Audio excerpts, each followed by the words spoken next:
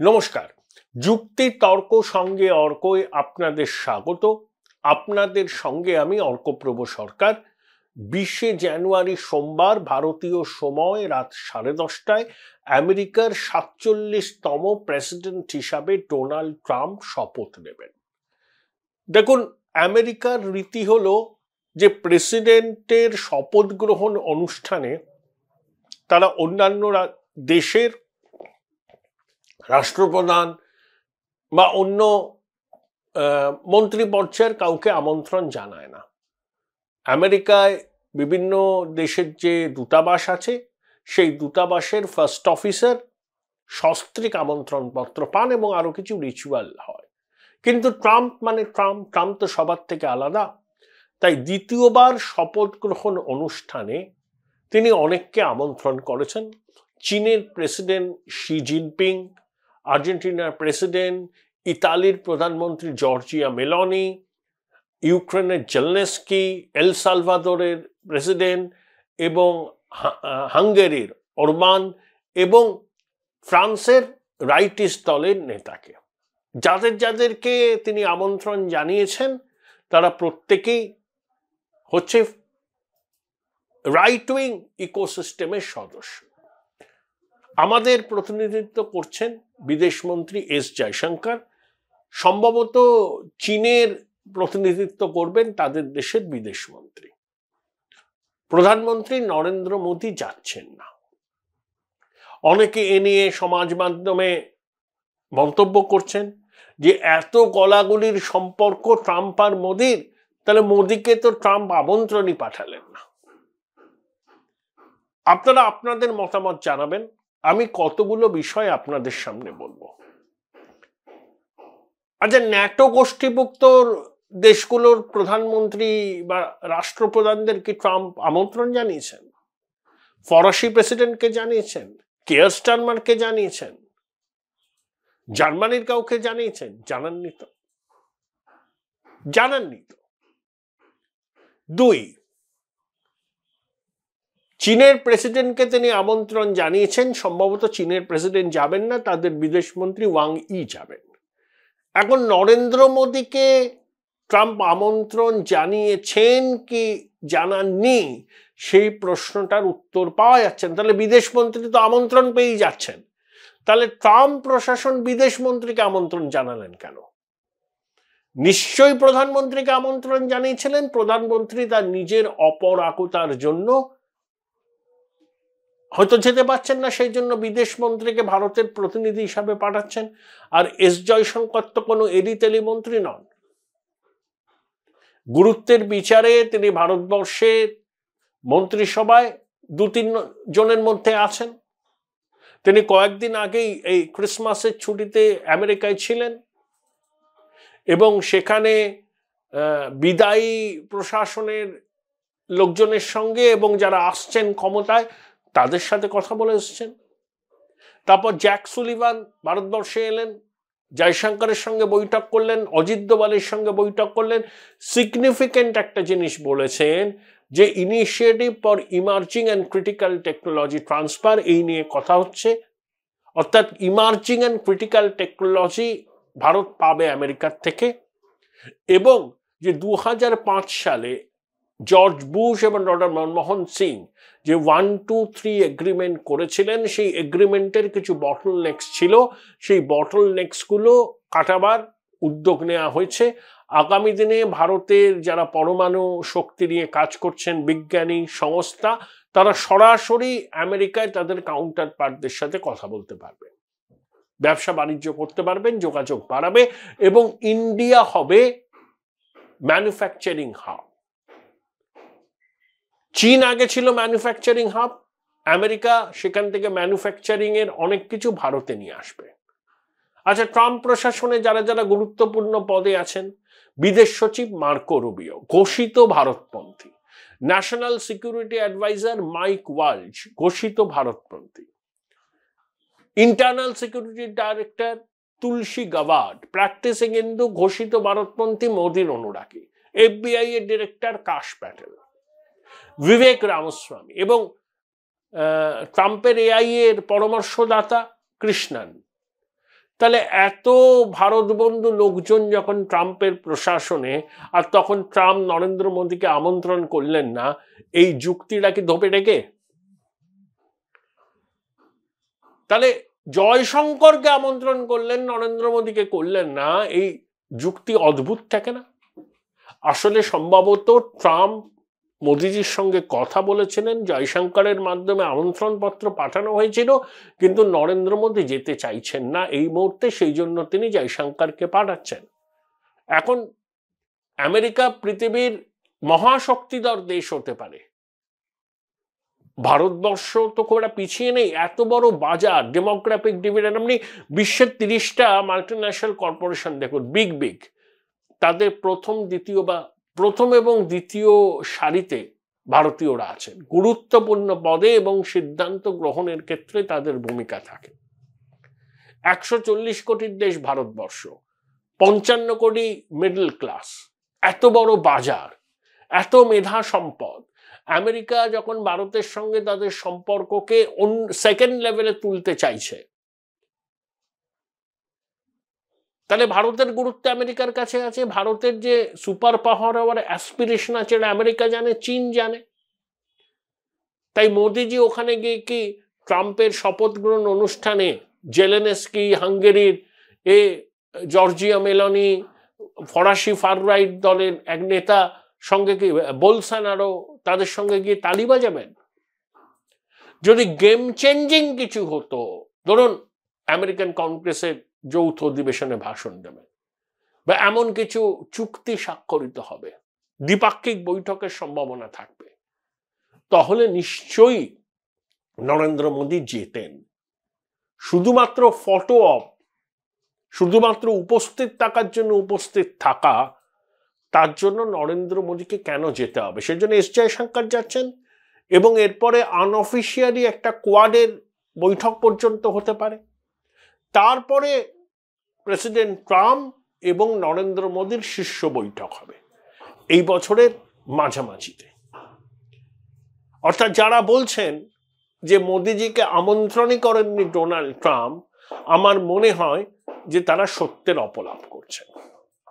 দেখুন, 2024-এ কোয়াড বৈঠকে যোগ দিতে নরেন্দ্র মোদী আমেরিকায় গিয়েছিলেন। ট্রাম্প বলেছিলেন যে আশা করছি মোদিজির সঙ্গে দেখা হবে, কিন্তু শেষ পর্যন্ত সেই বৈঠকটা হয়নি। Join Indian Institute of Hotel Management now. Right choice, right decision.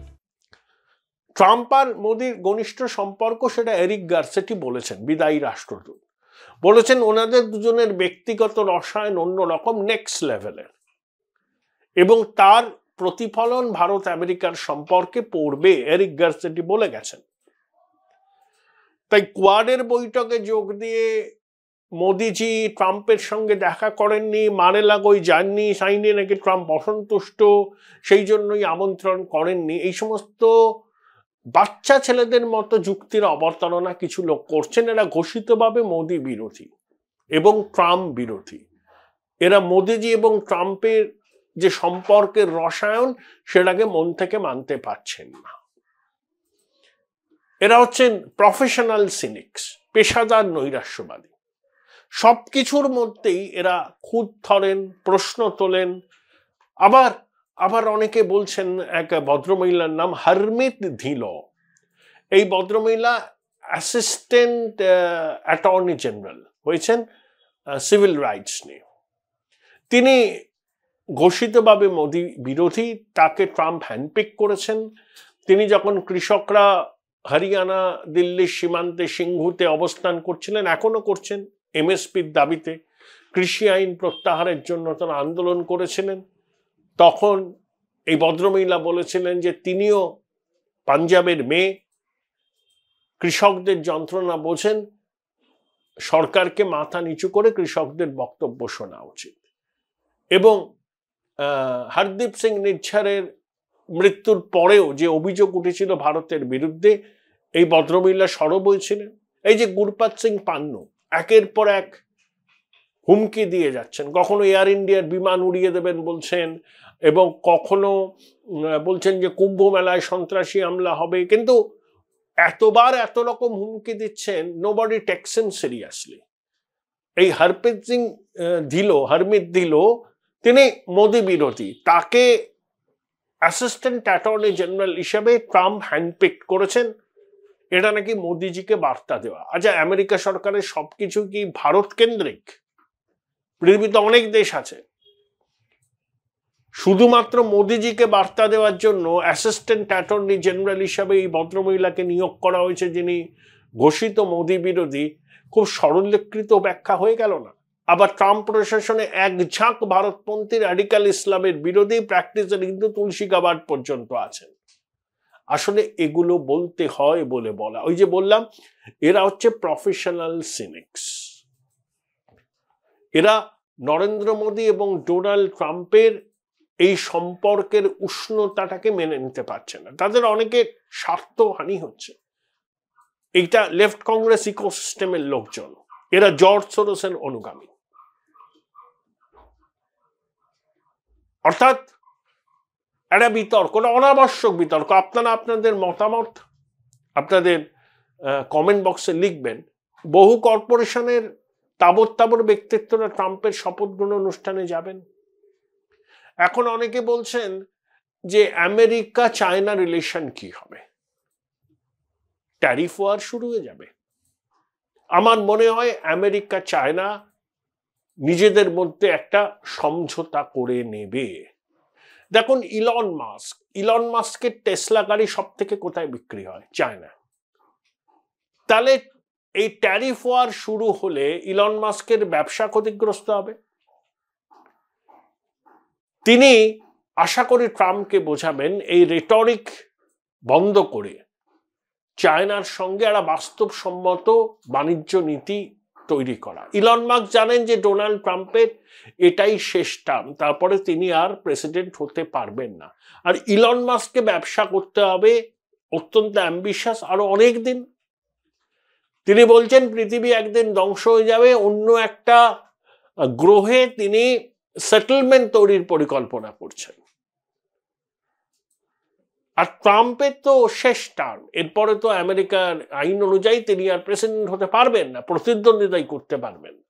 তাহলে ইলন মাস্কের স্টেক অনেক বেশি ভবিষ্যতের দিকে তাকিয়ে তার নীতি।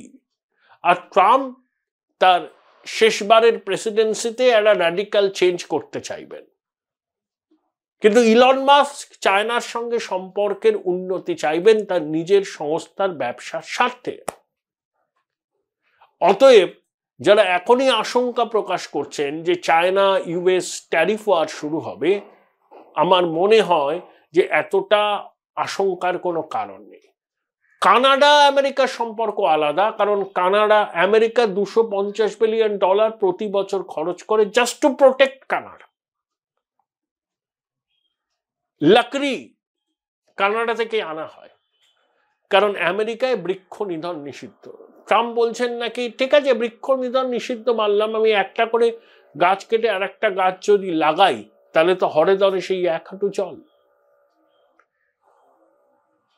আমেরিকা বলছে যে ন্যাটোর দায়িত্ব সবটাই আমাদের, আমরাই সবাইকে প্রোটেকশন দেবো, আমরাই টাকা খরচ করবো, ইউরোপের দেশগুলো টাকা পয়সা দেবে না, হয় নাকি? এইসব নিয়ে টাগ অফ ওয়ার চলবে। এবং ট্রাম্প খুব একবক্তা মানুষ, তিনি বলতে পারেন যে ন্যাটোর পুরো দায়ভার আর আমেরিকা নেবে না। আবার নন ন্যাটোভুক্ত অনেকগুলো দেশ আছে যারা আমেরিকার সহযোগী, যেমন পাকিস্তান। ট্রাম্প প্রশাসন বলছে তুমি হক্কানি নেটওয়ার্কের বিরুদ্ধে লড়াই করো, তাদের ইনফ্রাস্ট্রাকচার ভেঙে দাও, তাদের প্রধান লোকজনদের বিরুদ্ধে ব্যবস্থা নাও। তুমি যদি ব্যবস্থা না নিতে পারো বা না নিতে চাও, তাহলে তোমাকে নন ন্যাটো গোষ্ঠীভুক্ত দেশ যারা আমেরিকার সহযোগী সেখান থেকে তোমাকে বার করে দেওয়া হবে।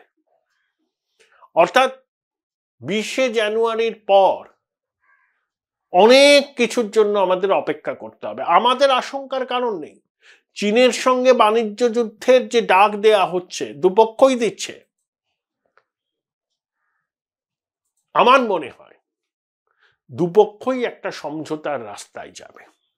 অনেকে বলছেন যে ব্রিক্স গোষ্ঠীভুক্ত দেশগুলো আলাদা মুদ্রা চালু করতে চাইছে, এটা নিয়েও নাকি ট্রাম্প ভারতের উপর অসন্তুষ্ট। ভারত তো পরিষ্কার জানিয়ে দিয়েছে যে তারা কোনো বিকল্প মুদ্রার ব্যাপারে চিন্তা ভাবনাই করছে না।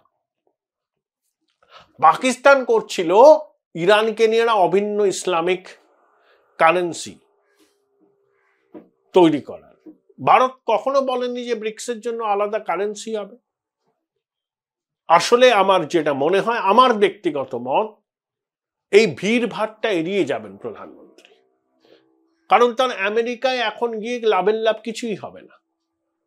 কোনো দ্বিপাক্ষিক বৈঠক হবে না, কোনো বিগ টিকিট ইনভেস্টমেন্টের অ্যানাউন্সমেন্ট হবে না, এবং তিনি আমেরিকান কংগ্রেসের জয়েন্ট সেশনে ভাষণও দিচ্ছেন না। তাহলে এখন যাবেন কেন? যখন এই ধরনের কিছু বিগ টিকিট অ্যানাউন্সমেন্টের বিষয় আসবে তখন মোদিজি যাবেন। কিন্তু ভারত তো আর আনরিপ্রেজেন্টেড থাকছে না।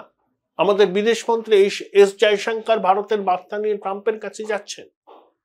তাই যারা জলঘোলা করছেন তারা জলঘোলা করবেন, তাদের কাজই হচ্ছে জলঘোলা করা। সেই জন্য এদেরকে আমি বলি পেশাদার নৈরাশ্যবাদী বা প্রফেশনাল সিনিক্স। আপনারা আপনাদের মতামত কমেন্ট বক্সে লিখে জানাবেন। কাশ্মীর নিয়ে আমি কয়েকটা পর্বে অনুষ্ঠান করছি, আজকে দ্বিতীয় পর্ব।